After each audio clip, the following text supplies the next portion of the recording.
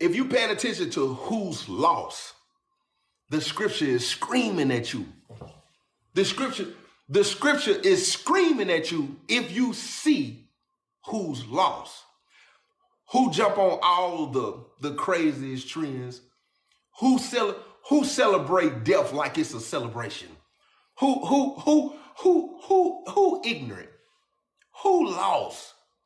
Who think everything's a joke when it's serious? When they started talking about this alien stuff, how many black people you see sharing this stuff and quoting this stuff and playing with it as if it's a joke? How many when you see murders, when you see kidnapping, when you see what do you see? You see the loss. Then you done sit in a congregation all your life. You done sit in a congregation all your life and heard this scripture right here. It's 99, but I'm gonna go after the one. And you watched the church hoop and holler. You watch them catch their fake Holy Ghost and spit their fake tongue. You watch them pass their collection plate because you sit in there and you thought you was relating because you was the one that was lost. What you didn't understand is that you never embodied the real meaning of who was really lost. He wasn't, listen, because it's coming from him, we can look at it in so many different ways. When is that? The 99, but it's one. He was speaking of a tribe. They good. It's a whole generation and tribe that's lost out here, though. They don't know who they are. Do you know why the disciples tried to turn them people away so many times? How many times did you hear, listen, how many times you hear Yeshua, who we know as Jesus Christ, say this right here? Ye have little faith. Because he came and got the 12 and they didn't know who they were. You know why they didn't know who they was? Because when you go to Deuteronomy, the curses and blessings, when you get to the close to the end of it and they talk about being scattered abroad, when you being scattered abroad and broke up and you lose the sense of who you are. You lose you lose the language that you speak. You lose the real culture that you have, and now you thinking that this rap music, that this toting guns and all of this, so you lose the sense of who you really are, and now you have to recreate what a culture is to you because you watch every other culture be connected to their culture. If you watch the Japanese and you watch the Chinese and you watch all these other people, they're still connected to who they are. They still connected. I'm not going to go back and forth with them, bro. I'm not going to go back and forth with them. But who do you know that high blood pressure, diabetes, who you know? You know why? Because it's the food that they fed us that it didn't belong to us. Why do you think eyes is being open and now all of a sudden we talking about the food that we should embody? Because that's who we were from the jump. Because all the food that we've been eating that we have been called soul food, it's been a tactic of the enemy. And that's why we watch our people have to go to dialysis and go through all these and losing legs and losing toes and things falling off on their body because we have embraced what we have considered a culture because we lost it, because it was snatched away from us. And then you'll sit here and these people will still go back and forth with you and they'll tell you, well, you can eat it in moderation. I'm telling you, it's killing your body. And they'll still go back and forth with you. And then look. And then this is another thing that's so funny. This is another thing so funny. You can show them the scripture. Look, bro, this is who you were. This is who you are. This is who you are. Because if you go to the Chinese, if you go to the Japanese, Chinese, any of these people, listen, I guarantee you, their cult, listen to what I'm gonna tell you. I guarantee you, they can say, your great. This is what we were. This is where we come from. This is how we ate. This is how we survived. This is what we studied. This is why we don't. Why you think them Chinese people do that? It's a reason. Them folks do not deal with America. It is a reason. It ain't leave the war out. We can go into spirituality. Here's a very deep reason why. Nigga, spirituality. Them folks know what's going on. Them folks know what Babylon is. Them folks know who basically got all the powers or who trying to control the entire world. Them folks know who's stepping into everybody's business when it ain't none of their business. Them people, they know. Them people, that's why them folks over, listen, but that's a whole nother story. Listen, when you go and look at it, it's a certain group of people. It's a certain group of people that clearly the entire world can see is still lost. Who they don't like? Who are they afraid of? Who do they see because of how we dress or how we carry ourselves? They look at us as ignorant. They look at us as if we're a problem. They look at us as if they should be afraid of us. They think we're out of, they assume we'll steal and take from them. They assume if we want it, we'll do all that, we'll threat to them. They automatically assume that, right? They automatically assume that. But if you go back to the scripture, what you will see that. So my question to the black community, my question, regardless if you could say, well, this was changing, that was changing, this gonna be my argument for you right here. Who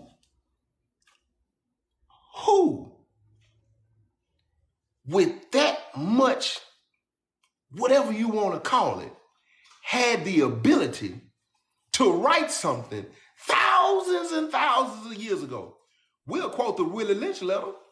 The Willie Lynch letter was wrote, what, 500-600 ago? We'll quote the Willie Lynch letter and we know that it's still effective.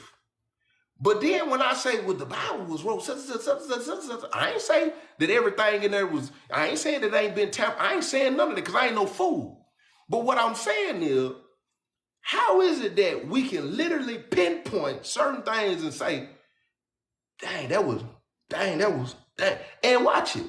And you will still try to find some reason to say, nah, they enslaved us with that. No. What you don't realize is the power that's in it. Anything that has power in it can enslave you. Larry Hoover never thought that GD was going to become what it was today. He was just a kid, just like every other kid who done created a street game, who done came up with lingo, who came up with a program, who came up with ways, because his original agenda was to help the community. But what happened was you got people who are mature, manipulative, who like to take advantage of people. And what they realized was people love this. We can use this and we can turn it into something else. It can get perverted. Anything can get perverted. You can start something genuine today. And listen to me, you can connect with the right people. A year can pass and you can look and be like, what happened? Because people mindset, like when they say you was born with an sinful nature, it's facts. Everything gets perverted, bro. When I started this out, because I'm honest as ever, I don't mind vulnerability. I'm honest because it helps me stay humble. When I started this out, listen, and I'm still humble, but I'm honest enough to say at some point, if you realize, I step back at time because I realized, but I got two vices in this world. There's women and money. And when I'm on here and I'm selling books and I'm doing good and guess what? The enemy started creeping in. Even though it's healthy and I'm doing it right, certain parts of me gonna say, go on, get your bread, boy. Go on, keep taking off on. Go on. And it get perverted. It was genuine, though. It come from an honest place, come from a pure place. Every story I done told, I lived it. I saw it. I experienced that. I felt it. Every tear I done shed on here has been real. Everything that I done experienced, I gave it to the world. But at some point, I can literally sit back and see they love the vulnerability, bro. They love the vulnerability. They love the honesty. And guess what? It turns into money. It's the same thing with TDJ. It's the same thing with Joel Osteen. It's the same thing with all them pastors. If you go back and you watch them in the beginning, they was humble. But then at some point, what they didn't realize, the enemy came tapping. The enemy came tapping and said, the masses is out there. Have you not seen how much money coming through the collection plate? Have you not seen how many books you could write? Have you not seen how many movies you could drop? Have you not seen how many conferences you could go? The enemy get to tapping. And then before you know it, you looking at a shoot. I'm gonna go ahead and get me some of this money. And because I can't speak for them. I come from nothing though. What's up, chat dog? I come from nothing. I have never made an honest living. I ain't never been able to sit on the porch and not worry about tomorrow and how I'm going to take care of my business. I ain't never experienced that. So the minute my legal money hit and I got to a peaceful place, I got scared. And in that fear, my mind tell me, now you might have to pervert this a little bit to hold on to it. And then before you know it, I'm saying, I'm moving a little bit. Hold on, Joe T. You ain't have to do it. The Most High you didn't have to do all that to get where you're going. You need to pump the brakes. And then, you know what I'm saying, the doors keep opening. And then, look, I'm going to tell you something. When commercial break me on that part. When that happened, let me tell you something. You got to be careful who you got around you when the enemy creep in. Because when the enemy creep in, you got people around you that's envious of you, they jealous of you, and what they doing, they loading up their clips with the ammunition. They get to loading up them clips with their ammunition is because for one, they don't want you to continue to grow. Because if you continue to grow, anything that's not growing is dying. And if you connected to somebody who's not growing and they dying, the first thing they do, they loading up them clips because they want you to die with them. So when you taking off and certain things start to get perverted, or you start having conversations off of the camera and you start to expose certain things you doing and how you moving, them folks ain't gonna tell you, now you need to quit that, you will do it. Because what they gonna do is they gonna start loading their clips up. Deep down inside, what they doing is they taking notes of, because the minute they get, when you confess, let me tell you something about a confession now. The enemy, he can't see what the Most High finna do. But a lot of us, when you talking and you putting things into the atmosphere, it kind of gives them a glimpse of where you're going to try to turn, where you're going to try to turn from. So when you done started saying certain things and them people done started loading up their clips, right? And then you come to a part of where you ready to confess and you be like, you know what? I'm finna come up out of that. I'm finna come up out of that. I'm finna stop doing that. What the enemy going to do, he's an accuser of the brethren. Because what he going to do is he going to turn around and be like, I got something on you. I got something on you, bro. I got something on you, Joe T. Keep doing what you're doing. I got something on you. Because then, see, what he don't know is the confession, it ain't got nothing to do with the people. It ain't got nothing to do with you. It's extortion. That's exactly what it is. It ain't got nothing to do with you. It's got something to do with that mustard seed.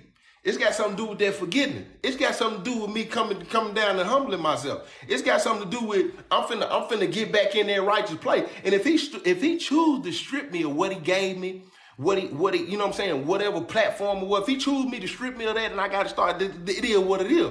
But what we're gonna do, we're gonna get right. You ain't gonna get in my ear and tell me, don't you do that. I got something on you, because that's what them people around you will do. They'll start making you feel like you got to walk on eggshells. And you ain't gonna say to them, hey, look, man, I know we been, but look, I'm finna get ready. I guarantee you it's a bunch of them that got stuff on Jakes and them. I ain't got nothing but love for Jakes. If you read my book, Jakes was the preacher I was listening to when I confessed the King. He was the one. That don't mean I sit here and lie to you and tell you he the same one. But it's a lot of them who, they done got around certain people. They done cut a bunch of corners, did some stuff behind the scenes, ain't nobody seen. And it's some people who know. And the minute they come to the table and be like, look, it's been a nice ride, but look, man, that's old. No, my boy. We got something on you, bro. We gonna have to ride this out. And that's how it go. And if you ain't got the heart, then guess what? You stuck in it. Mm-hmm. You stuck in it. But one thing I ain't never been I don't understand it. Some people talk about change all the time. You rarely see it. You rarely see change actually happen. It's always a topic. It's always a conversation. It's always a bunch of words. Because let me tell you something. Change takes discipline. And most people lack discipline. Too many people want to have fun. Your diet don't change because you don't have discipline. You're out of shape because you don't have discipline. You lazy because you don't have discipline. You feel what I'm saying? You still at the same job because you don't have no discipline to sit down and do the research that you need to do, find out what you need to find out, connect with the right people you need to connect to because you don't have no discipline. You don't have no discipline. That's why you lack that's where you lack self-control. You know why? Because you don't have no discipline. You can't walk away from people that you need to walk away from because you don't have no discipline. You weaken your flesh. He said the flesh is weak, but the spirit is willing. But most people don't want to rely on who want to rely on the spirit? Let's have a real conversation here. You don't want to rely on the spirit when you've been pleasing your flesh, when you've been having fun, when it feels good, even when it hurt. You know what I'm saying? You don't want to say, you know what, I'm gonna go ahead, I'm gonna leave. No, you know how many people in relationships right now they ain't got no business in? You know how many people in a situation they ain't got no business in? You know how many people are still on their job and they done had prophetic word, because we're gonna have to use the right word, right? You know how many people that's still on their job and done had prophetic word after prophetic word after prophetic word. They done went to prophetic conferences. They done been to the church and had the fake prophetic preacher in there. They done had prophetic word after prophetic word, and they go and drive to their parking lot and they clock in still every single day. They ain't got no discipline. They ain't got no discipline. You're scared. They scared. He said, listen, he said he didn't give you a spirit of fear. He said he didn't give you a spirit of fear, but a power, love, and a sound mind. What? He gave me a what? Power, love, and a sound mind. Only time you want to quote that is on Sunday. You don't believe in Monday, Tuesday, Wednesday, Thursday, Friday, Saturday when you're supposed to be worshiping, and you really don't believe it on Sunday. The only reason you're standing there doing it on Sunday because the enemy got you intimidated and he got you standing there with other people who don't believe it, and don't nobody got the courage to speak up and say to the pastor, really don't none of us in here believe it, because half of them ain't experienced it. They ain't experienced it. And most of them who think they done experienced it, they only feel that way because they financially free. You feel like you've experienced freedom because you have money. That's the only reason why you feel like that. If the Most High stripped it from you right now, you will go right back to your ways. You will go right back to wickedness. You'll go right. You won't tough it out. I bet you won't apply that fruit of the spirit, long suffering. I bet you won't. You ain't gonna pull no Job. You ain't gonna pull no Job. You ain't gonna have no conversations. The ones who sitting in them pulpits and they doing the hooping and hollering that you think that's encouraging you, the only reason why they doing it is because they got a little piece of change. Them folks ain't even had a real encounter with the Most High. Them folks ain't had no burning bush experience where they had to look twice. Them folks got good jobs or they came into some money and they're doing great. They got a fancy car outside, and guess what they done said to themselves? It's a blessing. They done invite you over to their house. They got them Hawaiian rolls in there, and they got some chicken salad and probably got some deviled eggs in there, and you done came in there, they got that punch in there, and it's a nice kitchen with an island in there, and the whole time you saying the Lord done really bless you. No, them folks got a good job. Huh? Them folks say, what's wrong with you? You think that's what the blessing is? Go look at the journey of Yeshua and go and tell me where and do you, them folks, that's what them folks said to the king. Go read the scripture. Them folks said, hey man, we've been out here walking all the time. Where you live at?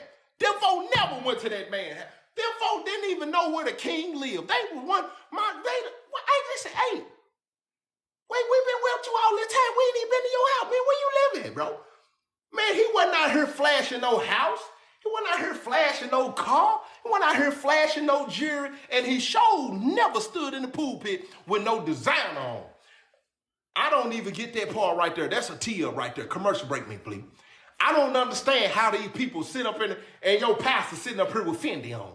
He got Gucci on. He got Louis on. And then he sit up here and he say, that's a part of the blessing. Do what? Wait a minute. Then he'll go right back around and get to preaching to you about being worldly. But then he'll make an excuse for him sitting up there with Gucci on.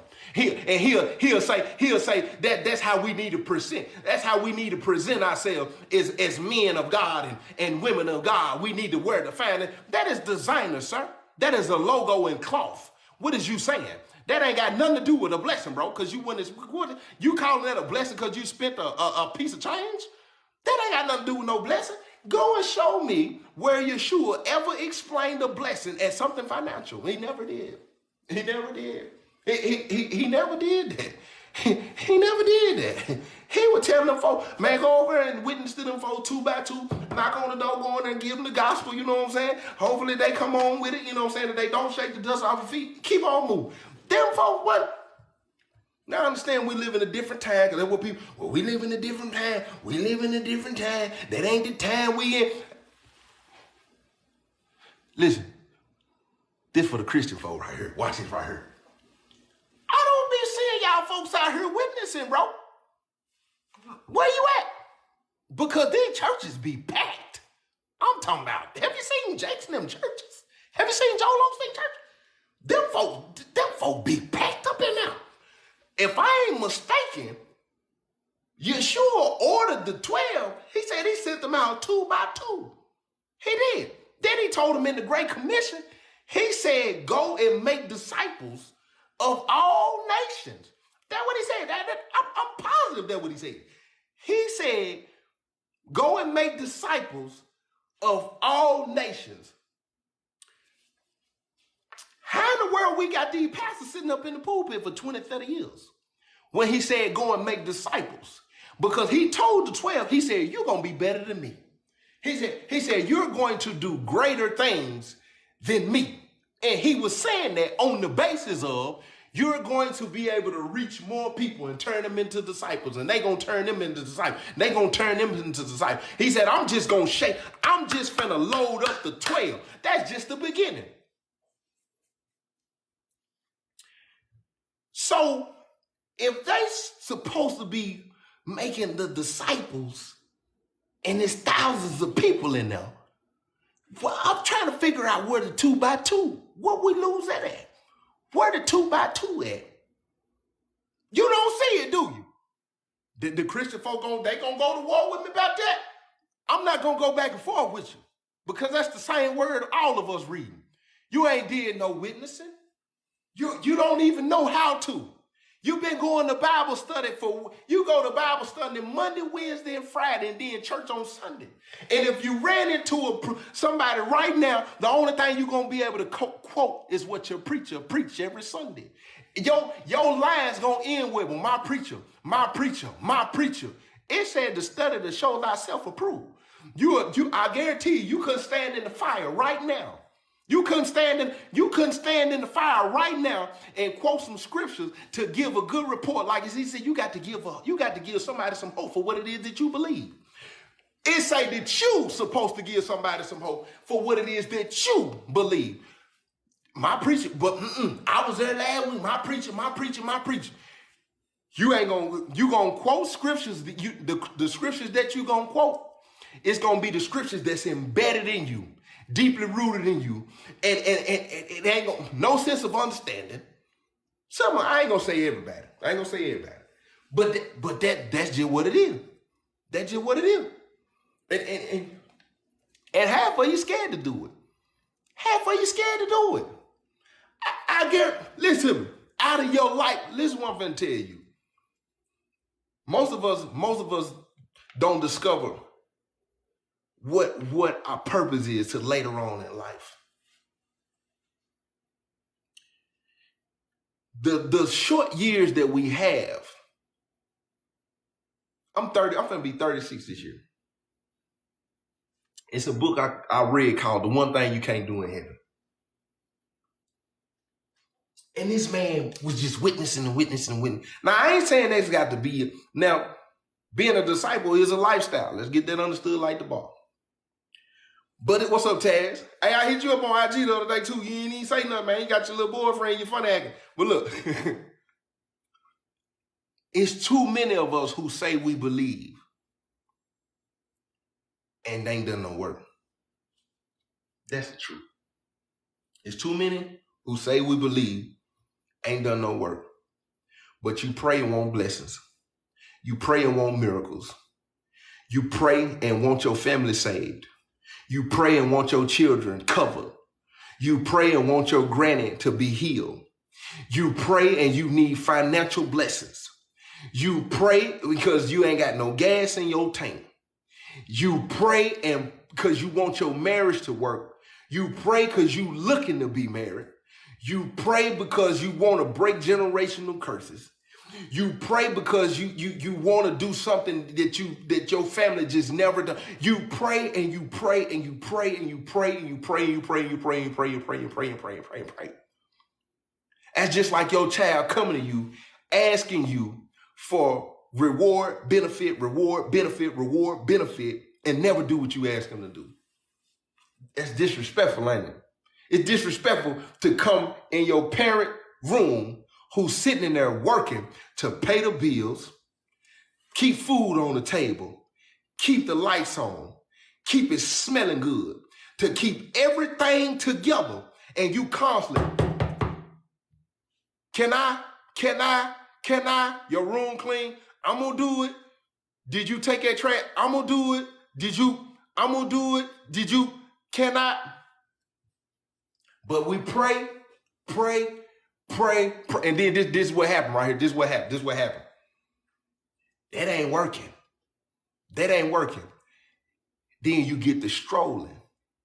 What that enemy do. And I don't understand why black people still believing in their Bible today.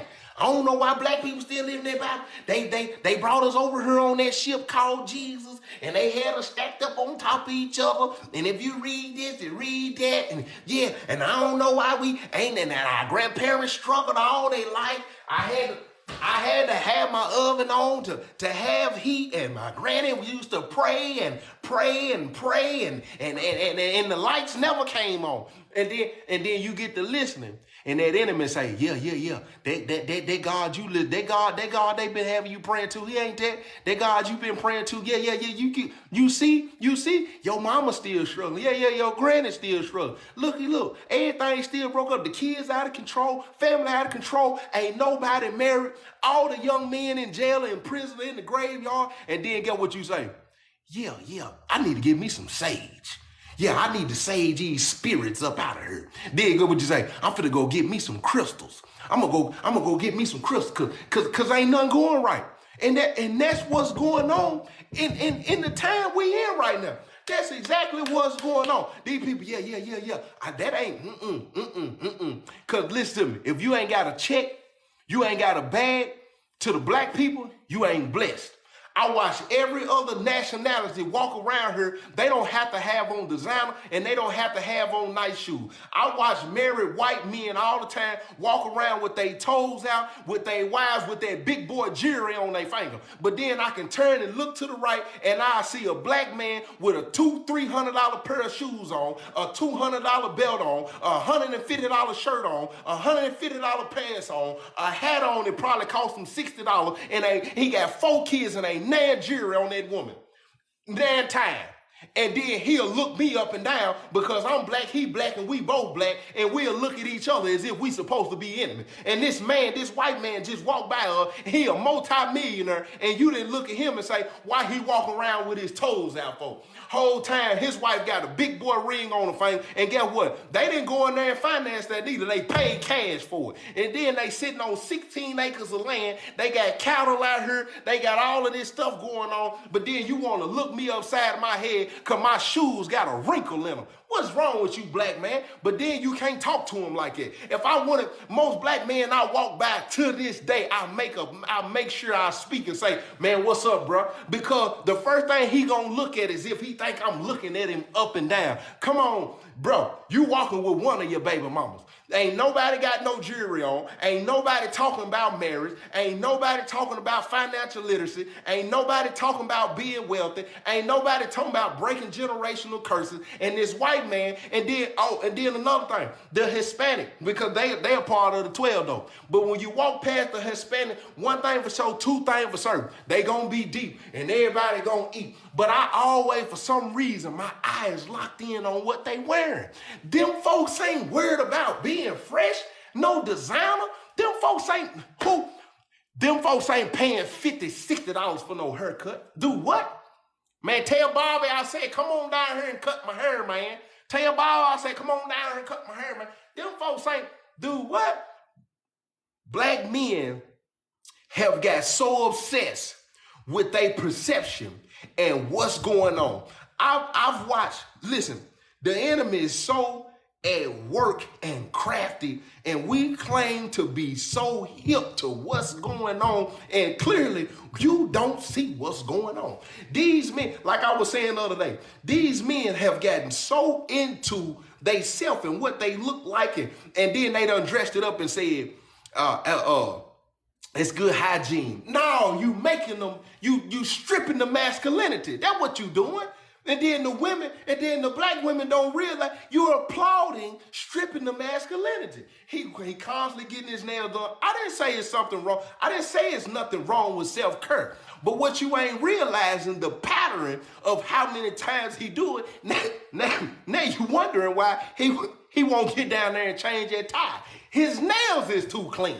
Now you wonder why he ain't finna bend down there, because he don't want to wrinkle his shoe. What is wrong with you? You don't realize how that plays a role in stripping away the masculinity. And then they'll say, no, he tripping. I want my man to have clean hands. Turn the water on, get him some, and wash his hands. What is you talking about? Ain't no such thing as being that clean, bro. Like, that's crazy to me. And then you wondering why your man will sit down on the couch, he got a fresh line, his nails done, his feet done. Now, you think you pampering him by giving him a massage, and what you ain't realize, you stripping the masculinity. Now you wonder why he don't have the ability to get up and help you around the house, wash the dishes. He too cute to wash dishes. What? He too fine to be sweeping and cleaning up. What? He too cute. He ain't too pretty to be in here folding clothes. What's wrong with you? Man, what? He too dapper. He don't want to do all that. He pretty. What you mean? I'm fine. Woman, you need to do that. He ain't trying to do all that. Then when y'all go out and kick it, you wonder, he's in competition with you. And then you wondering why it's some off energy going on. Cause he in competition with you, cutie pie. You ain't cuter than him. What you mean? Huh? Only thing you got that he really probably want to get is a wig and some lashes. Cause everything else, he done it. He done it. The man done started shaving his hair off his chest. What's wrong with you, boy? Listen, it ain't a woman in this world who gonna get me into self-care on that level. You not the nail polish and all that. I wish my great could come back with them hands and that he was out there working and my great granny loved it. Listen to me. They sitting out here with these soft hands and nail polish on and feet done all the time and want to be rubbed down and don't want to go out here and get the bag. Man, you better get out here and do something. Man, ain't nobody finna go back and forth with you. You sitting up here, you all in the lounges and clubs smoking hookah, want to be cute with a belt on, with your BB shoes on and rhinestones all on your shoes. I don't know what's going on out here, bro. It's lost. They lost. And then they got purses and everything out here. The women don't be seeing what's going on. They constantly calling it cute. You constantly, I like that. The enemy is stripping his masculinity. They done went and got these cross satchels and caught their purses, bro. What you mean them is purses? He got the cross satchel on, his jeans is tight, his hands is got clear nail polish on it, his feet is done, and he walking in a sense of he don't want to crease his shoe. Where's the masculinity in that? Please tell me, bro. Somebody tell me that. You can't answer it, can you? You can't answer it. It's cute, though. It's cute, not me. I'm not doing all of that. Now, I ain't ran off with this comment. They're going to say I ran off with this one. But it's true. It's the truth. I walk by men all the time. The men in the black community, hey, if you ain't already following me, hit the follow button real quick. The men in the black community, what I was taught 15 years ago, I'm 36, I'm going to be 36 this year, the same thing they teaching now. Black men, communication is poor, and they think money can make everything happen. You don't realize that man, listen, my neighbors next door, Hispanic, right? I love them. They do everything with their hands. I watch these folks fix cars. I watch them folks make their own shelves and dressers and everything in their house. These folks is the truth over here. Garden, like they do it all. Listen, and they kids is right up under it. It's another black family right up the street. Guess what? I watch their kids come out with the nice bikes, nice clothes, nice shoes. They throwing footballs and they playing basketball. I have watched it all my life. All my life. I guarantee you, I can go get these kids next door